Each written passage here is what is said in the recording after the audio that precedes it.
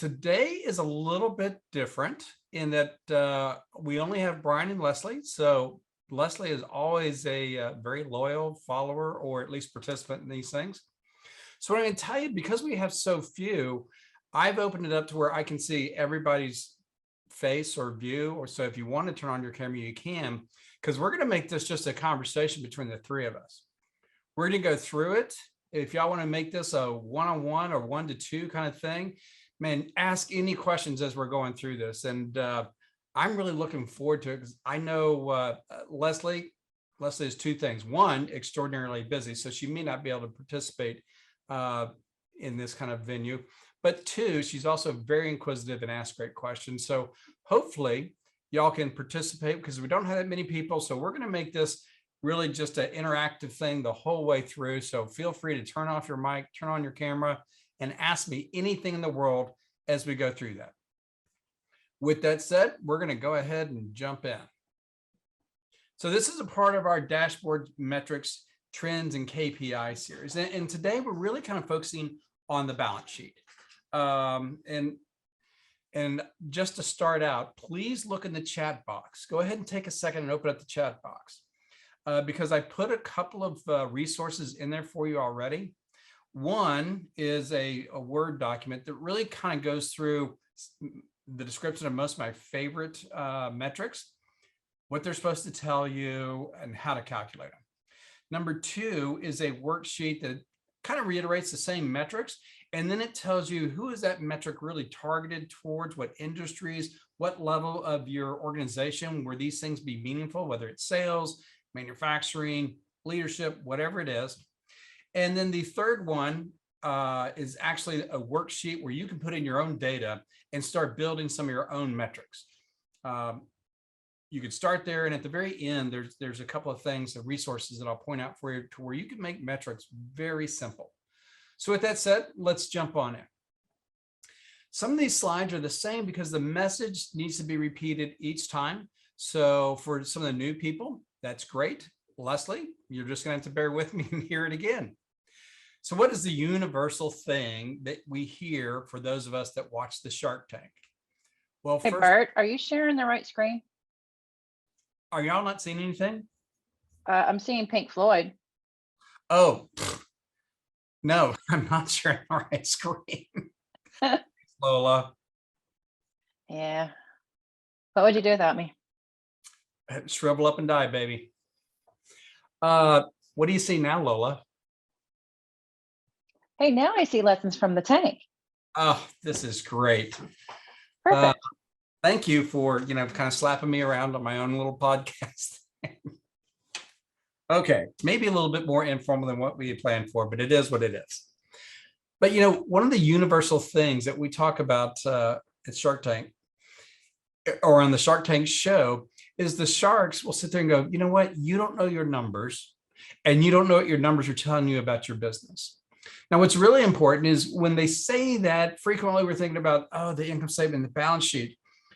But more importantly, sometimes it's the metrics that really enable a deep understanding of your company. There's a ton of metrics that we can dive into, but what we're going to do is we're going to introduce some of those topics, some of the key metrics. You already have the resources that are in the chat deal that you can download and start your own. And then we're going to really walk through how to use these metrics to get down to what's broken or what's working real fast. I think you'll find this part very, very interesting. Now, universally, one of the things that we talk about here at New Life is this aspect that your financial statements, your metrics, your KPIs, your trends, they're nothing more than a historical reflection of your people, their decisions, behaviors, processes, and systems. So irrespective of how great your strategy is and your annual operating plan, boy, if you don't change people's behaviors, your numbers are going to be the exact same thing they were previously. In fact, they may decline because they're not getting the focus about what to change within your company. Now, just as a repeat, well, the balance sheet one should not be blanked out, but we're talking about the balance sheet today. But just as a repeat, the universal thing to remember here is that your income statement tells you how fast you're going. And your balance sheet really tells you how healthy is your company, how long can it maintain the pace that you want to keep, because it's really your fuel tank. You know, the metaphor that I typically use is of the marathon runner, this person. So we've all heard about hitting the wall. The same thing is true with your company and your balance sheet. So when you're running your company, you're running a marathon of your business. And if you run out of fuel, if you run out of liquidity, if you run out of cash and things aren't working well on the balance sheet, you're going to hit the wall. You're going to collapse. Or the guy on the right, he's running his marathon. He still looks really happy because he has all the goo that he has. He probably carbo loaded last night, drinking Gatorade and everything else. He's going to finish well and actually enjoy the process. Clearly, that guy on the left, the only thing he's going to remember is pain. So unfortunately, most entrepreneurs, not just the three of y'all, but most entrepreneurs spend probably 90% of their time looking at their income statement, right? Because that's their scorecard. That's the thing that they can really kind of get their head around. And quite frankly, it's your ego statement, right? Because revenue is what we talk about with our peers, our friends, our family, whatever. So we spend 90% of our time as entrepreneurs with our income statement. What's really weird about that? Guess how much time a CPA and doing an audit will spend on your income statement. So you're spending 90% of your time on your income statement. They're only going to spend 15 to 10% of their time on your income statement. Because the most important thing that they're going to look at, they're going to test, they're going to beat up, that all of their work is oriented is really on your processes and on your balance sheet. Are your processes designed to create good numbers? And is your balance sheet saying that the numbers, in fact, are good and are supported? And then the only thing that they really look at on your income statement is, hey, can we explain the variances from last year to this year? And what they're looking for is, should some of these numbers be on the balance sheet and are not, right? So it's an interesting perspective because the people that are certified, you know, and I did audit back in the day, and I'm no longer practicing CPA, but I'm a CPA. They spend all their time on the balance sheet. Now, unfortunately, when I say balance sheet to a bunch of entrepreneurs, this is what either they look like, or it's certainly what's going through their head. This reaction, oh, geez, I have to go and study my balance sheet. Oh no, I really don't want to do that. And because we don't, you know, it's universally true. The things we don't want to do, we normally don't do, we don't do enough of, or we just kind of skim through it. Unfortunately, that's the wrong thing. The balance sheet is pretty unique. So we're going to review the organization of the balance sheet just as a refresher about what's important and why. So this is a typical summarized balance sheet. It has all the major categories. So when you look at your balance sheet, this typical organization is done so like on your assets. We start with cash and we're coming down to fixed assets and everything else. We're starting out with current assets, then non-current. What this is really doing is going from the most liquid asset, cash, down to the least liquid asset. This is really the speed at which they convert into cash. Cash is already cash, so that speed is great. AR will convert into cash within 15 to 45 days. That's fantastic. Inventory will convert into cash between 45 and 90 days. And then your other current assets, those are really items where you've already spent the cash, right? Like prepaid or a deposit. The cash is already out the door, so it's gone. That's why it's sitting way down here, and it's not going to produce a future income. It's going to produce a future expense. So you go from the things that will really help your business, those first three, down to the things of, oh gosh, I have to account for this, but it's money already out the door. And then we have fixed assets. Yeah, that's money out the door too. But the great thing about fixed assets is those are items that should be producing money in the future, long term. And as we look at the liabilities, it too goes from the most liquid to the least liquid. Short-term debt or payables, those are payments that are going to have to go out within the next 30 days, right? They're going to go out. And then the other current liabilities, that could be your payroll taxes, it could be your health benefits, it could be your accrued inventory, all those things that will really go out the door in maybe 30 days, maybe as long as 90 days, but that's going to go out the door pretty soon. And then long-term debt, that's a big number. You might be making only interest payments. You might be making some modest principal payment, but again, that's going out the door very slowly. And why do I mention that? Why do I put so much emphasis on that? Well, if you really want to understand the health of your company, you really want to understand these top 2 or 3 about whether or not they are creating enough cash to cover these liabilities and your operating expenses, right? And then also, just as a reminder, let's look at some of these items.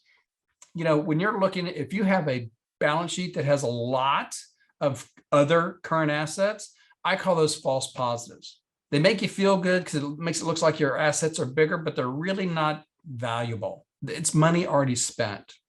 In fact, if you are a banker and a banker looks at something that they call net tangible worth, they're going to take those things out of your net equity. So in this case, if my net equity is this 13.5 million, they're going to take this $900,000 out and make it more like 12.6 million, because they're looking at that going, that's not really equity, that's money already spent. And so they too treat these as not really great assets. That's why I call them false positives. Your bank will look at them as frequently worthless. Being worthless is particularly true if you have intercompany balances, related party transactions that are hung up in your balance sheet, because those are things that are truly worthless. They probably should have flowed through the income statement, but somehow somebody got convinced to stick them on your balance sheet. Non-current, this is an investment. Why is the key? Why are we spending this? Don't just go buy assets because you have cash. That's always the wrong reason. And then what's weird is when we look at the other current liabilities on your balance sheet, those are not false positives or false negatives. Those are frequently real, and they are frequently very dangerous. Those could be intercompany payables. They could be customer deposits. They could be deferred revenue. And you want to talk about things that'll mess up a company fast. It's the things that are buried and maybe misunderstood in your current liabilities. So just as a quick recap, so we're not going to spend a ton of time on this. The only thing about the debt is, can your EBITDA cover that? And in this company, you can see that their total equity of 7.6 million versus their debt, that they have more equity than they do debt. That's fantastic. Having, you know, a better than 1-to-1 ratio of debt to equity is really great. But what we're going to focus on is trends, KPIs, and comparisons, especially on the balance sheet. This is maybe even more important than on the income statement. The income statement critical measures can tell you if your business is running stable.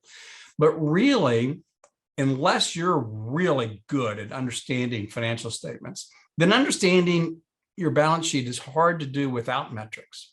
Understanding whether a number is a good number or a bad number is hard to do without metrics.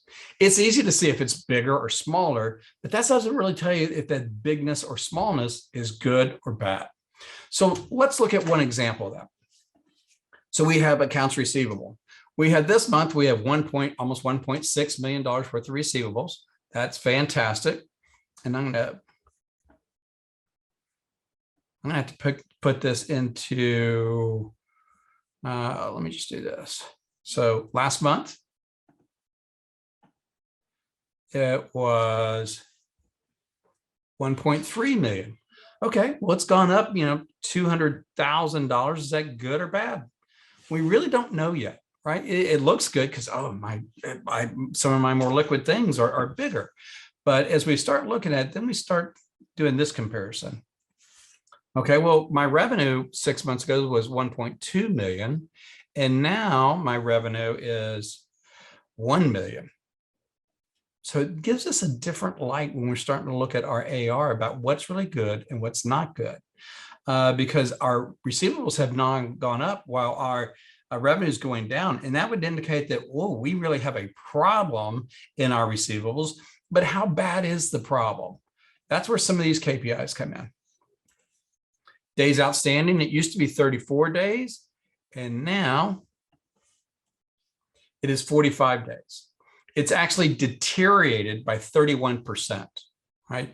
So if we just look at the line item going receivables, gosh, it's up to $200,000. That's good news.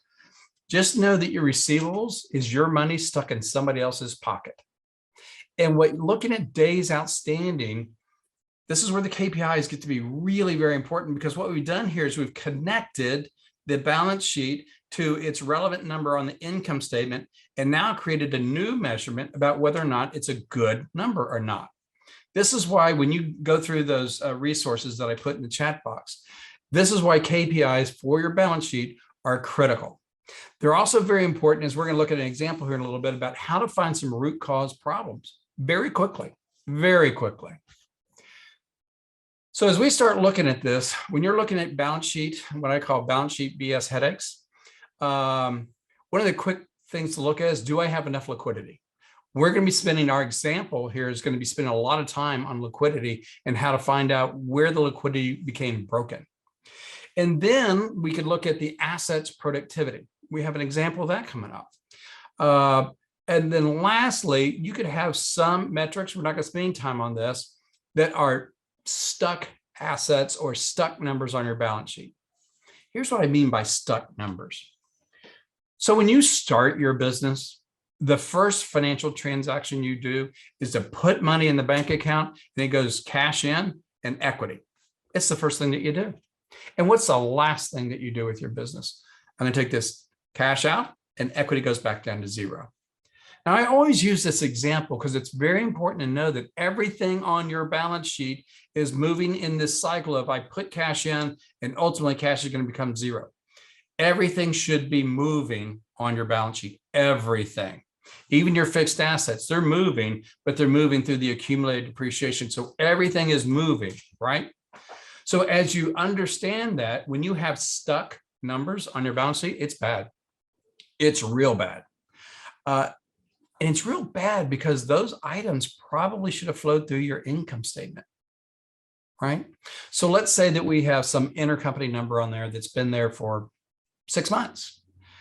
It probably should have been expensed. I will tell you, as a CPA, it's highly likely that it should have been expensed. You have a prepaid asset on there that hasn't changed its balance in 6-9 months. I will guarantee that that should have been expensed. Most of it should have been expensed, if not all of it. So why is that bad? Well, let's go back to where you're spending 90% of your time. It's on that income statement. So when you see stuck items on your balance sheet, it also means that your income statement is not correct. That thing that we love, that thing that we spend 90% of our time on is wrong. So you're spending your analytical time on something that is wrong. And the fastest way that you can find out that it's wrong is, yes, there can be some weird variances, but the fastest way you can find out that it's likely wrong is go look at your balance sheet for things that are not changing over time. This is also why it's very important not just to look at a balance sheet of 1 month. That hardly tells you anything. You want to look at your balance with numerous months over time, because that's when you can start seeing these balances that are stuck. So knowing what to look for and knowing what questions to ask will help you to develop better KPIs to monitor those things so you know that everything is okay. So here's some of my favorite balance sheet metrics. Some of these things we're using accounting terms here, so get ready. You can go get your cup of coffee because there's going to be a couple of accounting terms, which means it's going to get boring, right? I'm going to start speaking that language that none of y'all like to hear. Hopefully Brian and Nettie are not CPAs. I hope I did not insult them. I know Leslie is just a diehard entrepreneur, so I did not insult her. No, so, but now that you mention it, because I have to leave in 7 minutes, I don't want it to look like you did offend me and then I left. Well, Brian, I appreciate the heads up. We do record this, so we'll send out a recording if you want to catch up on the latter part. That'd be great. Thank you. No problem, man. So quick ratio. I will tell you what, that there's a lot of accountants and other people in accounting that don't really know what quick ratio is. But quick ratio is looking at your current liabilities and your current assets with one exception. It's there's a thing called current ratio, which is, hey, what's the ratio between my current assets and my current liabilities? Quick ratio is almost the exact same thing, but it excludes inventory, right? Because inventory can be a stuck asset. It can take really long to turn into cash. And the other thing that I always talk about at inventory, and I love that it's excluded here, is inventory that's been sitting there too long is a write down that's waiting to happen. Think about that. It's kind of like the old adage about apartments. Really old apartments are a slum waiting to happen. That's kind of like the same analogy with your inventory. On turnover, these are some of the most important things that, and we'll go into what I think is the most important one to combine turnover. AR turnover, inventory turnover, and AP turnover. Another term that those are used for is days sales outstanding for AR. That's what we just looked at. Number of days in inventory. So how long would it take you to sell through for your inventory, and monitoring that? If that starts going up, it's a dangerous thing, because if your days in inventory starts going up, it tells you one of two things. Number one, you may have a procurement problem. The people who are doing your buying don't know what they're doing and are buying things excessively, or are buying things that your customers don't want. And then the other thing, that if your inventory days sales, it's a days in inventory are going up, it's telling you that you have stuff that your customers don't want, or you have stuff that is not aligned to the channels you sell in. So that's a really key deal. And the reason I also like that is there's individual points of accountability. You want to fix your AR, go to your billing people and your collection people, right? You want to fix your inventory, go to your procurement people and your sales people. You want to fix accounts payable? Well, that one's the easiest one of all. You can just go to your AP clerk and you can show them that here's a goal, and I want AP by the end of every month to be X or bigger, right? And you can do that calculation about what X needs to be just by saying, hey, if my days of AP are 30 days and I want to really save cash, I'm going to make my days of AP 40 days, at least 35. And all you have to do is do the calculation about, if I change it from 30 to 45 days, how much more would my AP be? So in that case, it would be 1/6 larger, because 5 days. So I'm sorry if I'm getting crazy on my little math example. But then you can just tell your AP person, hey, stop paying people until it at least equals this balance. It's stunning how fast that'll create cash. Cash conversion cycle, that's really taken the AR, the days sales outstanding, plus the days in inventory, less the days in payables. You do that and it tells you how fast you're going from cash out the door to cash in the door. It is a crucial metric to monitor. You start collapsing that cash to cash cycle, you're going to be stunned at how much money you have in your bank account versus your customers' bank accounts or your vendors' bank accounts. Return on assets. We're going to look at a slightly different version of return on assets so you better understand how it correlates with your income statement. I always put interest coverage down there because it's one of those things that your banker wants to see. In fact, that's one of the things that they will always look at that you may not be looking at. When we do KPIs, we will probably have anywhere from 3 to 6 of those KPIs that are really monitoring the covenants that your bank has, because we want you to constantly know what your bank sees. Debt to equity, your bank will probably look at that. But where that's really important is making sure you're not taking too much money out of the company too quickly. Because if you do that too frequently, then your bank's going to look at it and go, golly, Lola's taken all the equity out of this company and her Yahoo distributions. And they're going to look at it going, holy smokes, Lola's no longer the equity of this company. The bank is, because they represent so much of that capital structure between debt and equity.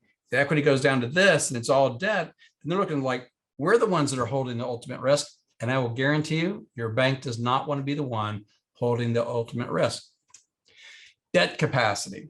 This is really good for those of y'all that may want to borrow money in the future. What debt capacity is, and again, it's going to be on those sheets, so don't worry about writing down my words here. But what debt capacity is let's say that most banks want a 4 times coverage on your interest, right? So you make $100,000 of EBITDA each month. And that tells you that if to comply with that 4 times, that the interest can be no more than $25,000 each month. That sounds like a lot. And if you take the $25,000 and then divide it by your interest rate, and then adjust that for the number of months, you're going to come up with your total debt capacity. And why is that good? Well, it's really a stress metric. Like if you get into trouble or if you have incredible opportunities in front of you, how much could you borrow and the company still be healthy, right?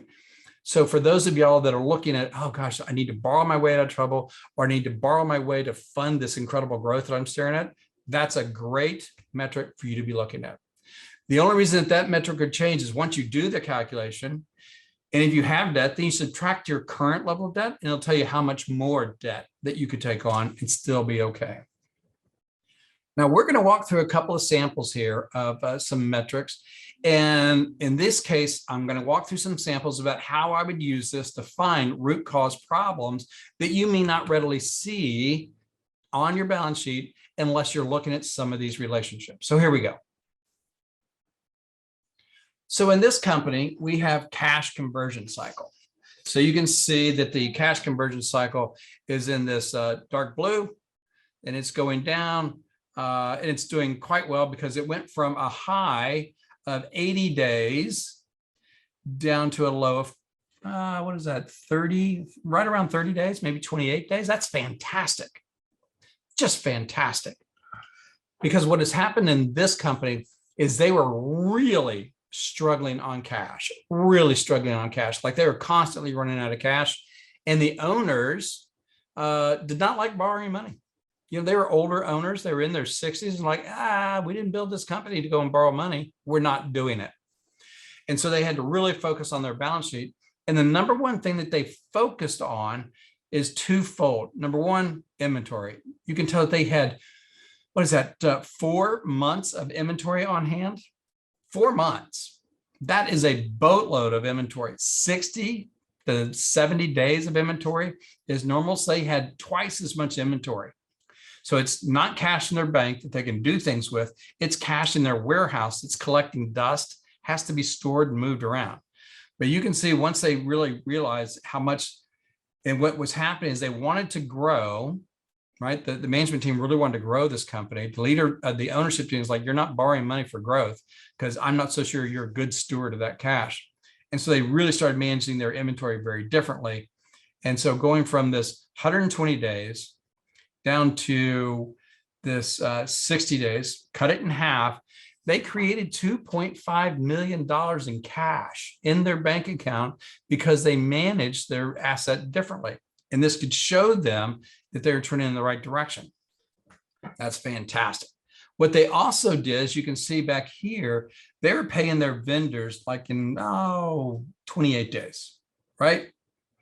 Well, we started doing that deal about let's start slowly stretching our vendors out. We're never going to abuse our vendors, but we don't want to just be paying them just because we have a cash balance. That's what this company is literally doing. Oh, we have money. Let's go send it out and go pay somebody so that they're happy and we're not happy. It doesn't make sense. So you can see over time that it went from, okay, we're at 30 days, and they ultimately moved that up to 40 and 45 days. Kind of slow at first. Now, guess what the reaction of their vendors were? You could take a wild guess, but I will tell you that the vendors' reactions was nothing, because so many people end up paying vendors late. And that's not necessarily true if you have like GE or something as a vendor, because they're all over you. But it is stunning how just stripping this thing up a little bit. And again, I'm not saying abuse your vendors, just go until it starts squeaking. And then you kind of found out, okay, that's where we're going to sit. But in this case, they created another $1 million of cash just by slowing down how fast they pay their vendors. It was an incredible deal, which really then gave them the cash that they needed to go open up 2 new locations. And those two new locations, I think, generate combined like $5 million in new revenue. They didn't have to borrow for it. They just had to manage these things and have a targeted goal. If you looked at this company in a different version, you'd see that we set up a target for what we're trying to get to. And then we challenged, in this case, one person did procurement and inventory management. So guess what their number was that they had to focus on and be accountable for? Days in inventory. Every week at the leadership meeting, they had to report on days in inventory, what they were doing to move that number, what was working, not working, and what they plan to do next. The same thing would be true for the controller who oversaw the people in AP. She had a number. She was responsible for going out and educating the AP clerk about how to manage AP differently and what is okay or not okay. And she had to do the same thing. She had to report back onto it. So when you take metrics, if I just says, hey, you have the inventory number, well, that person doesn't know what a good number is or not. But if I says, hey, you own the days in inventory number and it needs to be 60 days or less, now they know that they have a number and they have a goal to get to. It's like back in the day when I was a kid, I'd pole vault. If I was pole vaulting, and for some of y'all that know me and can, you can see me now, you know what a funny picture that is of me pole vaulting. But back in the day when I first started pole vaulting, boy, when I got to 8 feet, it was a great thing. Now, those of you that really follow pole vaulting, it's like 20 feet or whatever it is. It's huge. But what's the likelihood that I ever get to 12 feet? And 12 and a half was my all-time high. But what's the likelihood that I get to 12 feet if I just keep the bar at 8? I'll never get to 12 if I keep the bar at 8. So when you have these goals, you want to keep moving them to stretch those capabilities, their creative thinking, their processes more and more, because the more you create that higher bar, we call it, what you're doing is you are creating an appropriate level of anxiety for somebody to do something different. It's crazy powerful how they will start thinking about their world differently when they know that they're at 11, but they still need to get to 12. Whatever it is, it's very powerful. So now we're going to go through an example. That was just kind of looking at liquidity, but we're going to look at liquidity differently. And then we're going to do a root cause walkthrough about liquidity. What happened? So here in this company, we have my all-time favorite metric for liquidity. It should have been on that wheel and it was not, but it's called operating liquidity. Now I'm going to describe that for you. Operating liquidity is all my cash plus 80% of my AR, and you divide that number by the combination of my COGS and my operating expense. So AR and cash divided by COGS and operating expense. And what does that tell you? It tells you how many months I can operate my business out of my most liquid assets of cash and AR, right? I don't include inventory in there because inventory is not guaranteed to be converted. Once you convert it, it goes into AR and it's part of the number. I also don't put unused credit lines in there. So some people would ask me why. It's like, well, because your bank hasn't given you the money yet. And banks are stunningly quick to pull away your borrowing capacity when the rain starts, right? So unless you borrow the money, we're not included in the calculation. But it's a really powerful metric that says, we want you to be at least 2, right? If you go below 2, we're going to make that yellow. You go into 1, we're going to make that a red metric. And here's why. As you start going towards 1, you're running out of cash, right? You're having to call customers. It's like, hey, I need you to pay them. You're telling people, don't pay any vendors. Maybe don't pay me my money or whatever it is. You're starting to move the chairs around the deck a lot to accommodate when you go below 1. We've seen companies that only had 1 week of liquidity. And at 1 week, you know what the CEO is spending all of their time on? Solving for cash every week.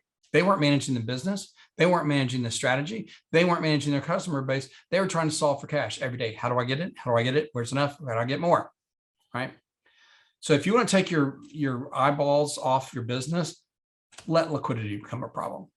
Now, conversely, how OPLIQ also works, let's say that you get to, and this is how we use it in my company, right? We want to be at least be at 2, really 2.5. But if it gets to 5, what does that tell me? It tells me that I can take 2.5 months of liquidity out as a distribution and not hurt my company, right? So it's a cookie jar metric as much as it is a health metric. We have seen clients on some occasions that rationalize, hey, I got a lot of cash in here. I'm going to make a huge distribution. I want to go buy that lake house, whatever they wanted to go do. And they almost killed the company because now the company became starved for capital. So in this case, does anybody see anything weird on here? So operating liquidity is at 2, which is a healthy metric. The light green bar is receivables and the purple bar is cash. So if y'all want to take your things off, I'm open for your comments, but what seems weird to you on that relative? What's a danger sign here? Operating liquidity seems fine, but where's the danger here? Okay, I'll answer that. So while operating liquidity looks good, you can see I also put in there the revenue line. So receivables is going up, kind of in line with the revenues going up. So that's probably okay. That it's not a collection problem per se, but look at the cash. Cash is going really, really low. So this company is probably getting desperate for cash. So they have an OPLIQ that ranges between 2.4 and 3, right? Which is, you know, I guess their OPLIQ is right at 2, but, you know, it's mostly AR. They have, in this case, 17 million, 17.7 of AR. Well, that sounds good. It is good if they collect it in time. If not, they're going to run out of cash and have to go borrow money. And so the question becomes, is why are they running out of cash? What else is going on? How do we understand, is cash a problem? Did they just suck it out? Or are there other things that need to be corrected? And it's okay if you suck out the cash as long as you don't spend it all so that you can put it back in, because this company needs cash back in. Possibly they paid down their debt. But I would say if that's the reason that cash is so low, you probably paid down your debt too much, right? Or if your debt matured and you had to pay it down, then you should have worked about refinancing your debt so you didn't have to lose all your cash, because this company is on the verge of being in some distress. So let's take this concept a little bit further. I've answered some of the basic questions about what's not happening, but let's look a little further about what possibly is happening. So we looked at cash and AR days and AP days. Okay. You know, in that first chart that we looked at, cash went way up because inventory went way down. This company doesn't really have inventory. They have something else that we'll look at here in a little bit. But, you know, AR days, that's our purple bar. It's kind of still within the same range. So it's okay. Their AP days, you can see over time, they've improved AP a lot because it used to be much higher, right? Way back here. So these two things aren't the cause of cash. They seem to be collecting fine, even with their revenue going up. They seem to be paying vendors on the same time scale. They're paying them a little bit slower. And that might be just because they're running out of cash. They have to pay people slower. Now, one of the problems about when you're running out of cash, you have to pay people slower. If it becomes too slow, they stop showing up to your job site. They stop shipping you goods. They stop sending you materials. And they may even request that you send them cash before they release anything. And you want to talk about a cash death spiral. That's you having to pay for advance versus being able to pay them in 30 or 40 days. That's really hard. So let's continue with this story and explore it. So this is a construction company, and there's two critical metrics that a construction company has. It's really WIP, work in process, but you want to separate WIP between cost and excess of cost and earnings in excess of billings, and then billings in excess of cost and earnings. The really dangerous one here is this cost in excess of earnings or billings. What that's telling you is we're incurring costs that we're not billing for. And you can see for the longest time, that's been a pretty stable number here, right? Pretty stable number. And then boom, it starts climbing up and up and up, right? So that tells us maybe not right here, but somewhere around like here, something happened to their internal processes. Something happened to where normal billing processes got disrupted, and it has not gotten back on track. In fact, if you looked at this, normal would have been right around $2 million, and now it's up to almost 6 up here. So the fact that their billing process, and you can see it pretty readily on this trend, got messed up, cost them $4 million of cash. So think about that. If we're just doing like a Pareto analysis, where are we going to go work first? It's not on collecting the stuff because your people seem to be paying you on the same timeline. They probably don't want to pay you faster just to cure your problems. The problem is an internal problem that's solvable by your people in re-examining what's broken in your billing process. You can see back here on cost and excess, yes, they have this blip over here, but for years and years and years, it's remained low. Back here is when their controller resigned and left, and then literally it got even back out when she came back. She was very good at this process. And you may be looking at this billings in excess, and that tells us, hey, we're billing faster on some jobs than we're doing the work. And that's good for total cash flow. And yes, that's come down. Maybe it's because they reduced some of those billings, but this is the key number right here, that they are actually spending money on labor and materials and not billing their customers fast enough for it. The reason I'm not too concerned about this is because I know in this company, what this huge ramp up is because they were performing significantly better than their budgets. And once they lowered their budgets, that number gets corrected and all that money falls into the income statement. So knowing that this is really just money that went to their income statement, then we're back down to this root cause. So you can kind of see over time how shifts in the trends, shift in the direction of the trends makes a huge, huge difference. So let's take one last look. Once we got rid of that, you can see this on a standalone basis, how much that's ramping up. And again, even at their best, they only had $1 million in cost in excess of billings, and then it goes up to 6. So really $5 million of cash is being consumed because of what has become broken in just the last 12 months in their billing cycle. Probably not too urgent right here, a little broken. Maybe some new people came in that didn't understand their processes, but boy, is that really broken. Like if they don't fix this fast, they're going to have a huge problem and have to go borrow a bunch of money. Borrowing money, not to grow the company, they are borrowing money to subsidize bad processes. That's not a good reason to borrow money, folks. So here's two other things that I look at. And I'm getting ready to open it up on questions. Same company, and this is that blip. So let me go back over here. Right here, this blip. We're going to look at this blip because this other graph is pretty old. So here's that blip again. This is controller was in place, controller left, new controller lost control of the billing process, like totally lost control, implemented some other things nobody understood, did not teach, did not train, did not share with everybody their role in the new process.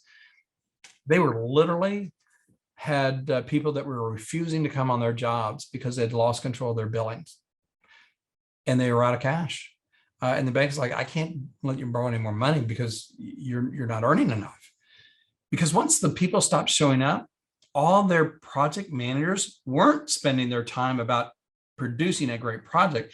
They were spending their time about chasing vendors, chasing labor crews and things like that. Will you please come back on my job? Right.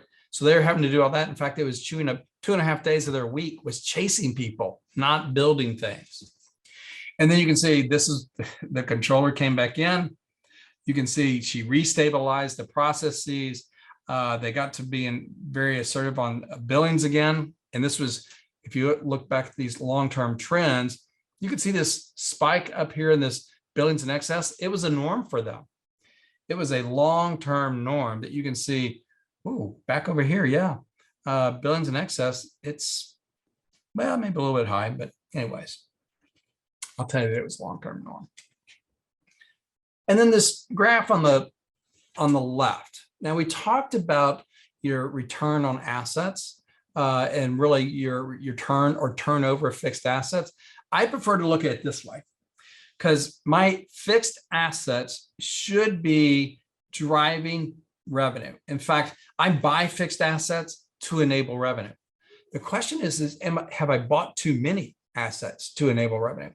So as we look at this company, for the longest time, they had tons of assets, net assets of, $5.5 to $6 million, tons of them. And they had a really, I thought, a bad process. What they were doing is charging the jobs for equipment based upon how much labor the jobs used. And I was like, why is that? It's like, oh, well, we can measure the labor. It's like, yeah, but how much labor you're using is the antithesis of how much equipment you need. Like if I'm not using equipment, I'm gonna have a ton of labor, but now I'm gonna get charged a ton of equipment. That just didn't make sense to me. Plus, for people that had equipment, there was no penalty for them to sit on the equipment. They would have equipment sitting on their job site idle, sometimes for weeks, just because it was more convenient to have it there so they could use it for that 30 or 40 minutes. They didn't have to return it or anything else like that. There was no cost penalty to their jobs for having the equipment. So what we did is we changed it to where their equipment got charged to the job as though they're like a rental shop. And so we've all gone to go rent equipment. You get charged by how many hours or days that you have the equipment. And as soon as they put that thing in place, look at what happened. So that happened right around here. And then they started to really grow, as you can see, because this bottom line is their revenue. And I didn't have the graphic down here, but this bottom line is their revenue. So they're doing, 2.9 and started to suddenly increase. But because we had implemented that change here, their equipment balance actually comes down over time. It goes from a high of like $6 million and it goes to almost 5.5, while at the same time their revenue went from 3 million up to 5.5. So just think about that. They almost doubled their revenue and reduced their equipment footprint because now they had a metric that says, are we being productive with our equipment? Do we have excess equipment? And again, this came down to a process problem that was identified and then corrected. And this too saved them millions of dollars. Because if those things moved up in the same category, so we go from 6 and kind of go up the same hockey stick, they would have had $7 or $8 million worth of equipment, not 5.5. So millions of dollars that they saved. And again, it's all in their bank, not in the equipment vendor's bank. So lastly, I'll let you know, especially Leslie, because you're in Convene. If you call Cheryl Clutter over at Convene, she has free dashboards for you. And this is my 3 favorite dashboard systems. Convene is number 1 because it's free. It's very basic. Its foundation is Excel. They will do it for you, right? They will load up all your historical data. And then all you have to do, Leslie, is load up each month's new data. I think they'll update it for you. You'll get good KPIs, and the people at Convene will help to educate you about how to use these things, what that's telling you about your company. Or if you want to call me, Leslie, just call me. We'll go over the exact same thing. It doesn't support your financial reporting. The analytics are limited. Training, it's easy to implement this in a single day. We use Fathom. It's very robust. It'll cost you $15 to $25 per month per entity. You can put all kinds of information in this. If you have QuickBooks, it'll link directly, which makes it easy. It is a database foundation, not Excel. So you really can't break it. Like once you have your data in there, you can't delete the table and suddenly it's all gone. The setup, you got to do it yourself. The update, you're going to do it yourself. The KPIs that you can create are mind-blowing. Like I would not have a fractional CFO, fractional accounting business without this. Financial reporting, this does KPIs, both operating KPIs, non-financial KPIs, and a huge robust suite of financial KPIs. It'll also produce your financial reports.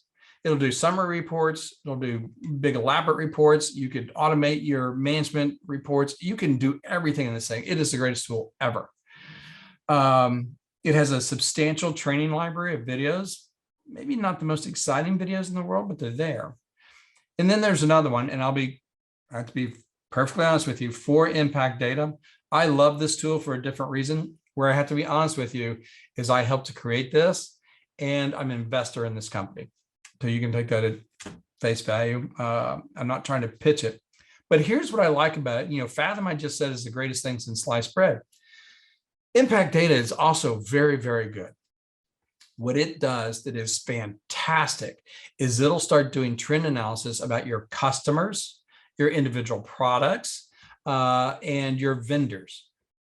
It does stuff that is mind-blowing to go find money at the customer, product, or vendor level.